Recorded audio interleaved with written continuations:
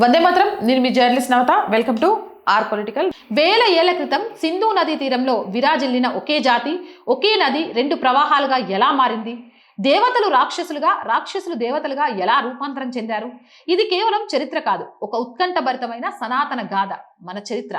చాలా మంది భ్రమపడుతున్నట్లు ఆర్యులు ఎక్కడో బయట దేశాల నుంచి వచ్చిన వారు కాదు.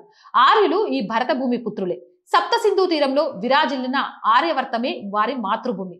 సుమారు 10,000 నుంచి 15,000 ఏళ్ల క్రితమే సింధు నది ఒడ్డున ఒక అద్భుతమైన నాగరికత పురుడు పోసుకుంది. కాలక్రమేణా ఆర్య కుటుంబంలోని ఒక శాఖ పశ్చిమ దిశగా పయనించి నేటి ఇరాన్ ప్రాంతంలో స్థిరపడింది. అందుకే భారతీయులు తమ దేశాన్ని ఆర్యవర్త అని పిలిస్తే, ఇరానీయులు తమ దేశాన్ని ఆర్యానేమ్ అని పిలుచుకున్నారు, అంటే ల్యాండ్ ఆఫ్ ఆర్యానాస్.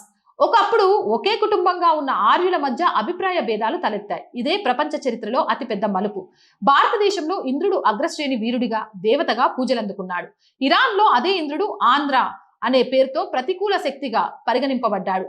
అద్భుతమైన విషయం ఏంటంటే, ఋగ్వేదంలో తొలినాళ్లలో వరుణుణ్ణి అసుర అని సంబోధించారు. కానీ కాలక్రమేణా భారత్లో దేవ పదానికి పవిత్రత పెరిగింది. అసుర అంటే రాక్షసుడు అనే అర్థం వచ్చింది. ఇరాన్లో దీనికి సరిగ్గా వ్యతిరేకంగా జరిగింది. అక్కడ అహుర అంటే, అసుర అంటే భగవంతుడు, దేవ అంటే దుష్టశక్తి. ఒకరు దేవుడు, మరొకరికి రాక్షసుడయ్యాడు. ఎంతటి విచిత్రమైన చారిత్రక వైరుధ్యం కదా ఇది! పురాతన పార్షియన్ గ్రంథమైన జెండ్ అవెస్తా, భారతీయ ఋగ్వేదం ఎంత పోలి ఉంటాయంటే, ఆ కాలంలో ఒక భారతీయుడు, ఒక ఇరానియన్ మాట్లాడుకుంటే ఒకరి భాష ఒకరికి సులభంగా అర్థమైపోయేంత. ఇక భారతదేశం సప్త సింధు, ఇరాన్ హప్త హిందూ, భారతదేశం యజ్ఞం, ఇరాన్ యస్నా. రెండు సంస్కృతులు కూడా అగ్నిని, సూర్యుడిని దైవ స్వరూపాలుగా ఆరాధిస్తాయి. మనం జరుపుకునే నవవర్షం, ఉగాది, సంక్రాంతి సమయం, ఇరానీయులు నవ్రోజ్, కొత్త సంవత్సరం, రెండు వసంతకాలంలో రావడం మన ఉమ్మడి మూలాలకు నిదర్శనం. మొన్నే భారత విదేశాంగ శాఖ మంత్రి శ్రీ జయశంకర్ వాళ్లకు నవ్రోజ్, రంజాన్ రెంటిని కలిపి శుభాకాంక్షలు తెలియజేశారు.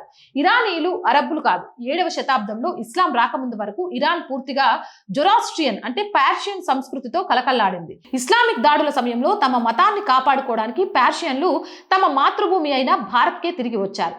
ఇక్కడ పాలనలో చక్కెరలా కలిసిపోయారు. ఇరాన్ ప్రజలు తమ వేర్లను వెతుక్కుంటూ వెళ్తే అవి ఖచ్చితంగా సింధు నది తీరంలోనే ఆగుతాయి. ఇది గర్వాపసి లాంటిది. ఇరానీయులు తమ పురాతన ఆర్య మూలాలను గుర్తించి గౌరవించడం వారి పూర్వీకులకు ఇచ్చే నిజమైన నివాళి. ఇరాన్ ప్రజలే తమ మూలాలను వెతుక్కుంటూ భారత్కి వచ్చారు.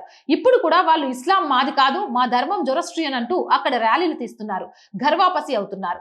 ఇక్కడున్న ముస్లింస్ మటుకు తమకు తాము భారత్ను దోపిడీ చేసిన అరబ్ సంతతిని, టర్కీ సంతతిని ఆరాధిస్తున్నారు. తమను తాము అరబ్బుగా, తురకలుగా భావించుకుంటూ తమను తామును మోసగించుకుంటున్నారు. భారత్ మాతాకి జై. జై హింద్, జై భారత్, జై సనాతన ధర్మం.